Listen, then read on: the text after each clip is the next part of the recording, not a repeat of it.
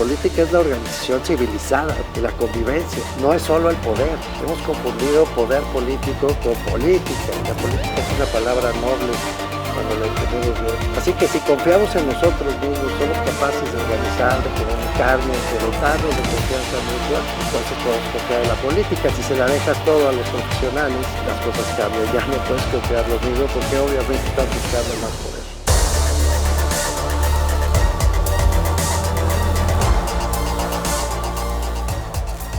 Bienvenidas, bienvenidos. Me da muchísimo gusto este día en particular porque nos acompaña pues no solo la pionera del feminismo en México, sino un ícono del mismo tema, del feminismo, de sus interpretaciones. Es la persona que lo ha impulsado, interpretado, explicado, defendido, promovido.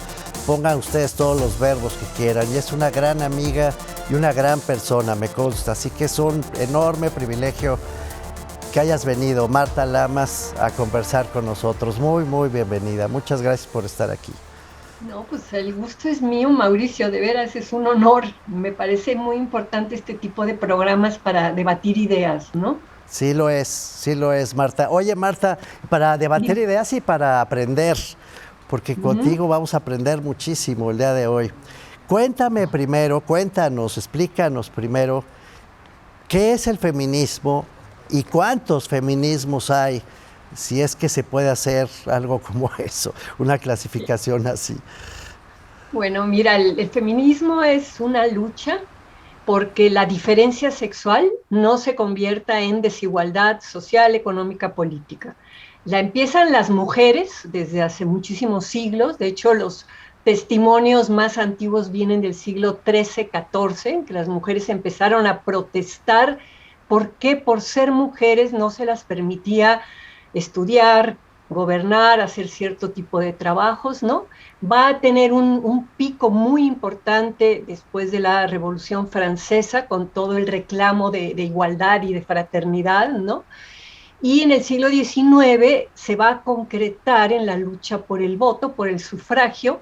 Van a aparecer las sufragistas. Okay. Y, digamos, ya en el siglo XX va a venir eso que se llama la segunda ola del feminismo, que es en la que yo entré o desde entonces participo, que es a finales de los años 60, principios de los 70, y que por ahí de los 80, la mitad de los 80, las mujeres de otro tipo de sociedades van a empezar a cuestionar a las feministas de la segunda ola, de que hablaban de la mujer con mayúscula, sin reconocer las diferencias que había, digamos, de color de piel, de origen étnico, de religión, y empezaron a insistir mucho en que había que hablar de feminismos, pero ¿no? Espérame, de muchos ahí. Feminismos. Espérame tantito ahí, Marta. Espérame ahí tantito, porque para poder hacer aquí un análisis más fino. Cuando hablaste de la segunda ola del feminismo, te refieres a los años 60 del siglo XX, y yo no Finales puedo... de los 60. Exacto, 68, a eso iba. 68, 69, 70 es el despegue de la segunda ola. Pero sí está vinculado con el movimiento universal del 68. Yo recuerdo aquel grito, Marta, que hacían las feministas de París, diciendo queremos al Estado en nuestras camas, porque se referían a la necesidad de proteger justamente a las mujeres de la violencia intrafamiliar, de la violencia de los machos, que no tenía protección del Estado porque no debía entrar al ámbito privado. Y las feministas francesas, corrígeme, dijeron no, necesitamos protección completa. Sí, pero no solamente es a partir del 68, es a partir, por ejemplo, en Estados Unidos, de toda esta organización de los estudiantes por una sociedad democrática, Students for a Democratic Society, ¿no? Que arranca desde 65, 66, que se vincula también con el movimiento negro de las Panteras Negras, que es un Ok. momento de mucha efervescencia política, en donde las identidades nuevas, ¿no? La de negro, la de mujer, ¿no? Empiezan a aparecer. Pero sí, el grito de las francesas fue una cosa que se retomó internacionalmente y que sí tenía que ver con la absurda separación que se quería hacer, como de que una cosa era lo público y otra era lo privado. Y de Un repente las pleito feministas viejo de dijimos, la vida lo personal pública. es político y lo que Sí. pasa en la casa también tiene que ver con la política. Y es un pleito viejo, esta separación de lo público y lo privado con una complejidad teórica y política verdaderamente enorme. Pero lo que es muy interesante, Marta, es que este Sí. feminismo al que tú te adscribes, digamos, del que tú ¿No? vienes, es en realidad un feminismo que apela a la igualdad en todos sentidos. Es decir, ha ganado ya el sufragio para las mujeres, pero todavía está muy lejos de ganar un plano de igualdad. Claro, y digamos, al feminismo que yo me adscribo, más que hablar de igualdad, habla de equidad, que es igualdad con reconocimiento de las diferencias. Ok. Y es todo un planteamiento de que hay un dilema, esto lo trabaja maravillosamente una jurista que se llama Martha Minow, que habla del dilema de la diferencia, Ujú. que consiste en que si tú no registras que hay diferencias entre las personas y los grupos, puedes ahondar la desigualdad, pero también si tú solo te fijas en la diferencia y no eres capaz de verlas como iguales, también vas a ampliar la desigualdad. I- Es un trabajo precioso que ella hace Iguales en la a partir de dos diferencia. resoluciones de la Suprema Corte, en donde muestra cómo muchas veces para garantizar la igualdad hay que reconocer la diferencia y en otros momentos para garantizar la igualdad no hay que fijarse en la diferencia. Fíjate qué paradójico. No, no, y clarísimo. Lo que pasa es que depende de los planos, de los roles en los que nos movemos, hombres y mujeres y personas de cualquier otro género, en una sociedad tan compleja. Es decir, la igualdad es en todo caso una igualdad de los derechos, pero a partir de lo que realmente somos, es decir, a ¿Sí? partir de nuestra identidad y a partir de nuestra posición, no queriendo Claro. ser lo que no somos. Y este es un tema difícil, supongo, Y, querida Marta. sí, y además a partir de lo que ha sido uno de los aportes importantes de los feminismos actuales, de insistir en la interseccionalidad, de cómo intersecta ¿Ok? con el sexo, el género, la clase social, la condición étnica, la edad, es decir, que no podemos reivindicar una esencia de nada, sino ver todas estas marcas y todas estas diferencias. Vamos a verlas después de un corte, Marta. Ya se nos fue el Sí, primer claro. segmento. Sí. Hagamos un corte aquí y vemos esas diferencias al regresar. Por favor, no se vayan. Estamos hablando con Marta Lamas. Nos está enseñando Marta Lamas qué es el feminismo y vamos ahora a otros detalles del mismo tema. Volvemos enseguida.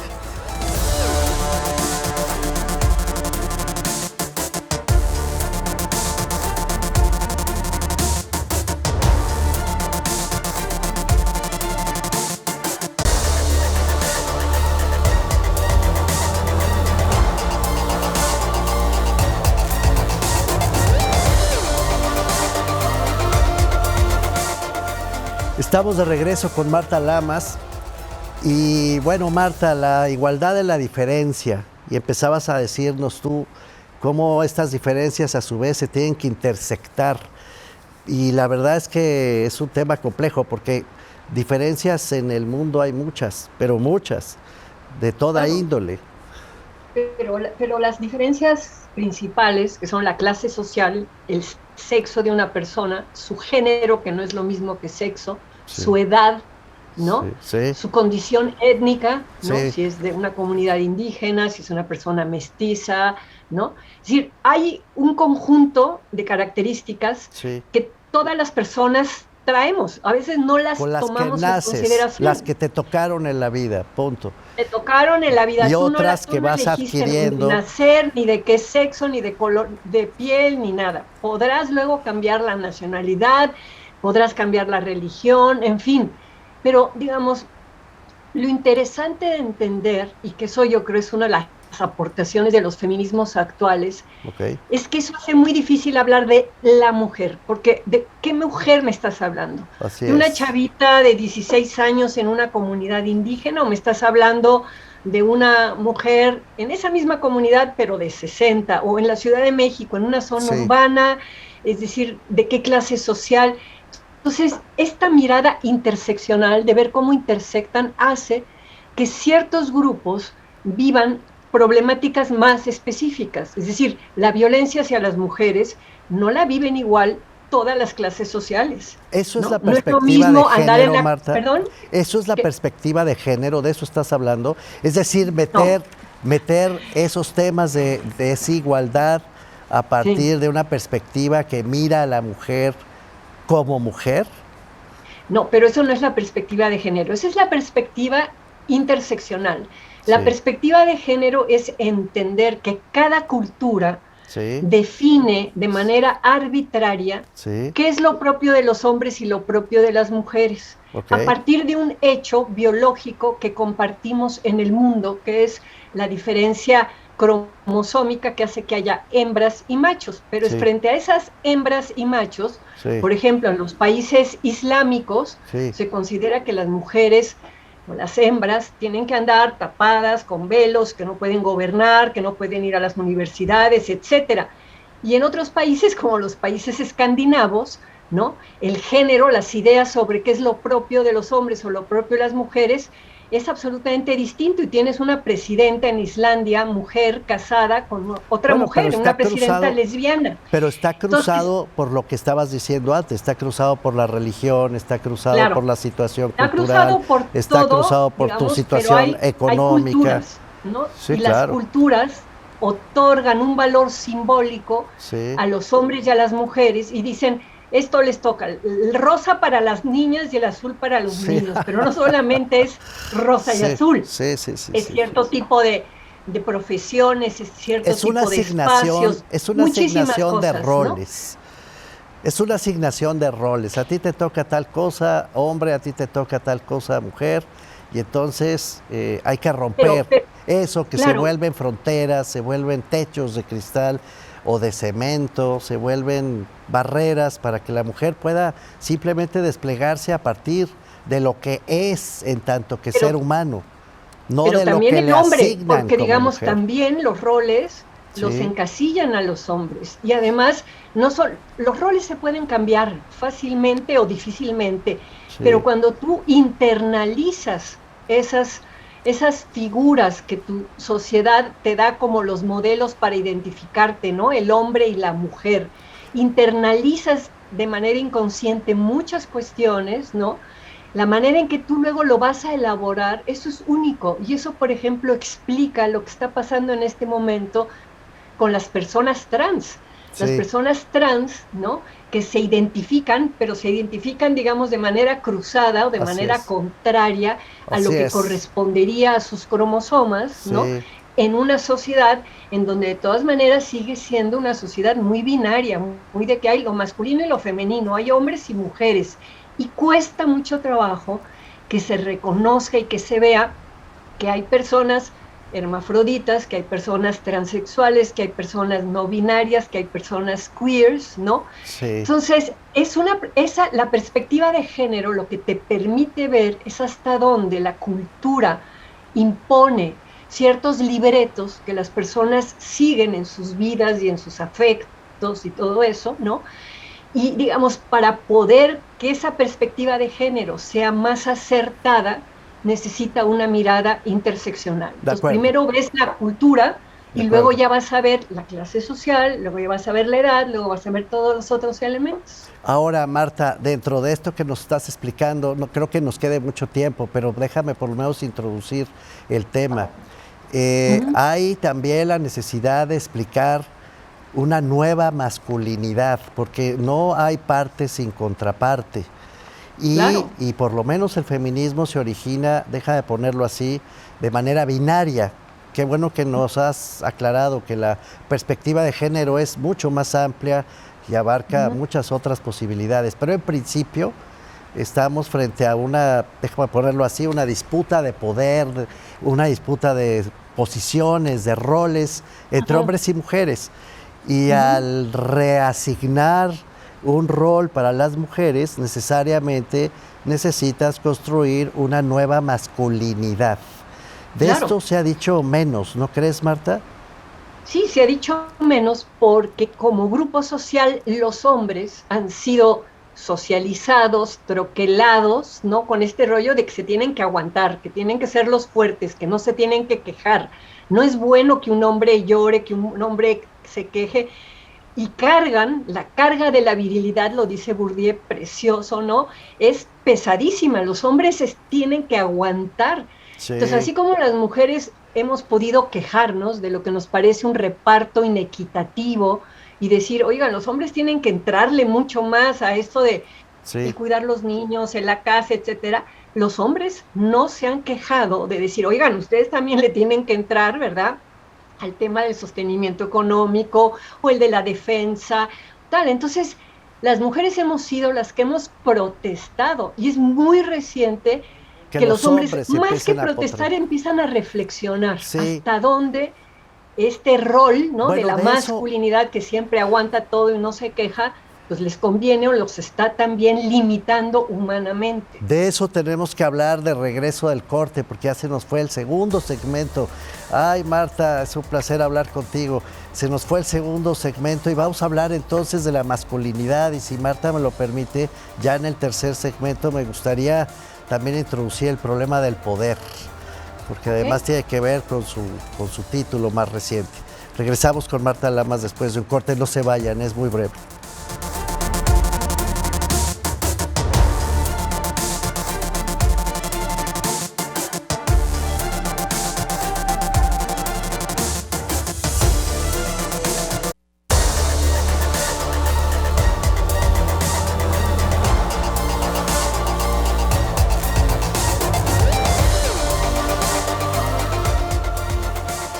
Regresamos con Marta Lamas y dado que nos quedan apenas 7 minutos, tenemos que exprimir cada segundo y tratar de encontrar una conclusión, querida Marta.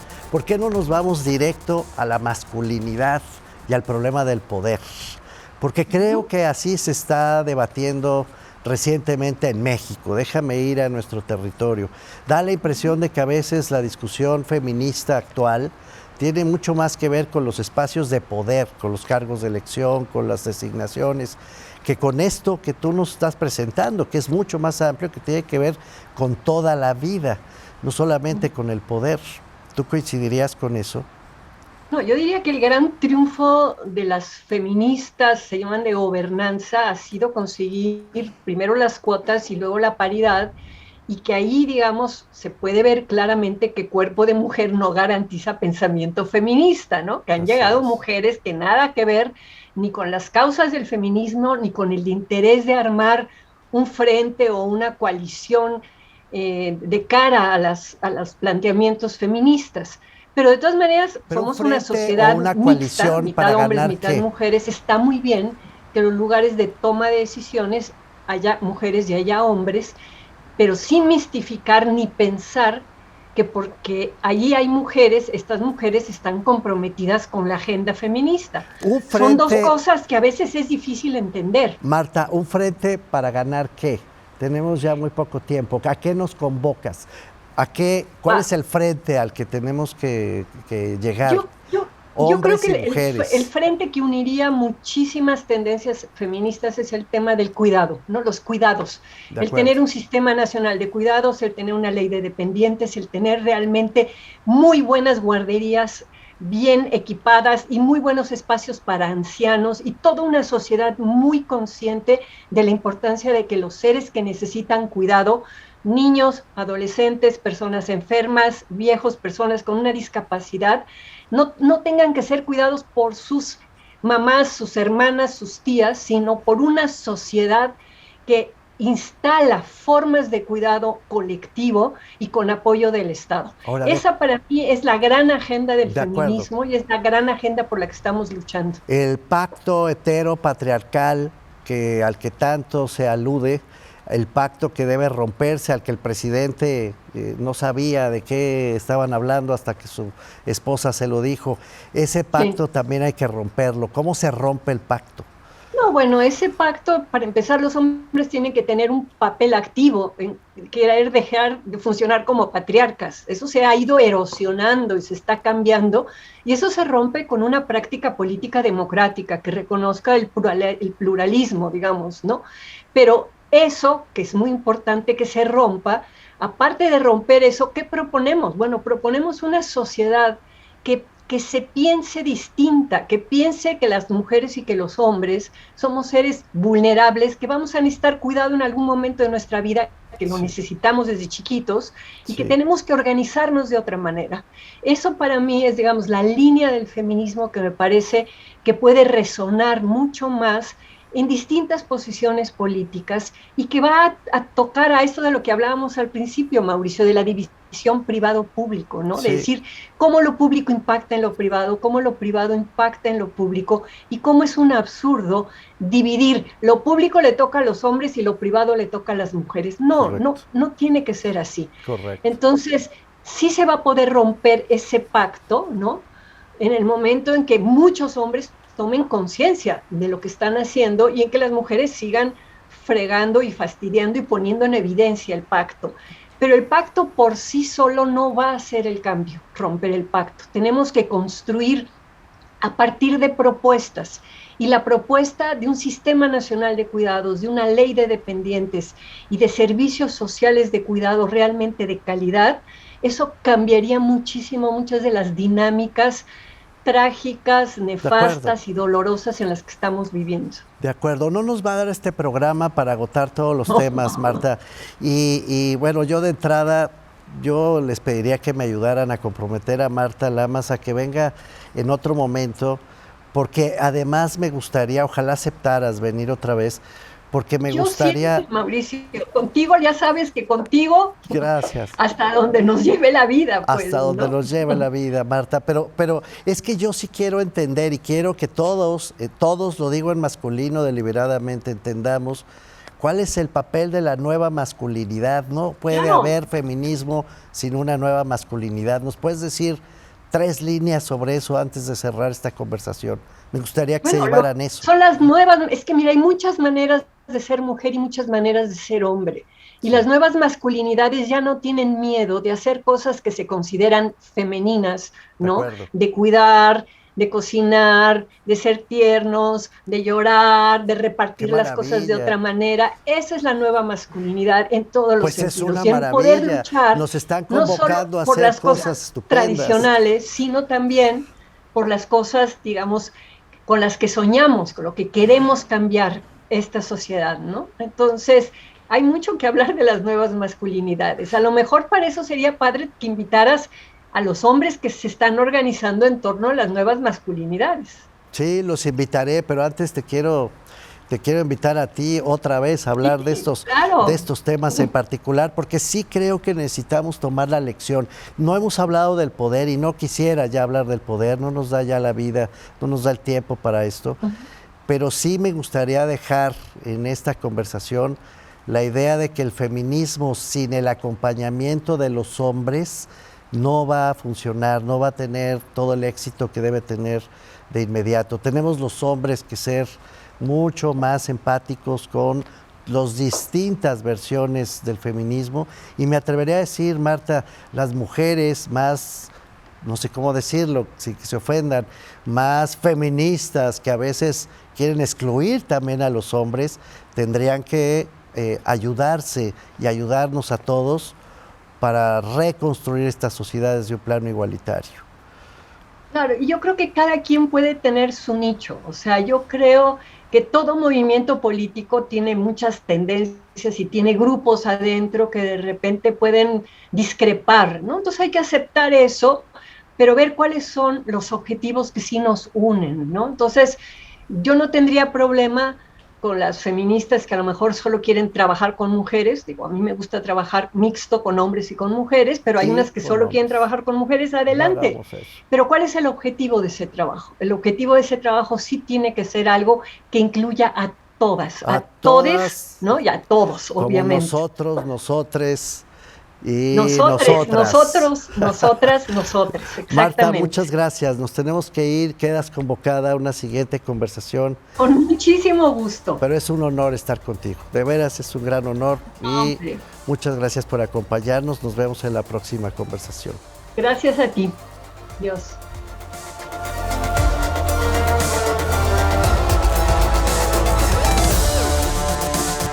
Es la organización civilizada y la convivencia, no es solo el poder. Hemos confundido poder político con política. La política es una palabra noble cuando la entendemos bien. Así que si confiamos en nosotros mismos, somos capaces de organizar, de comunicarnos, de dotarnos de confianza mutua, entonces podemos confiar en la política. Si se la dejas todo a los profesionales, las cosas cambian. Ya no puedes confiar lo mismo porque obviamente están buscando más poder.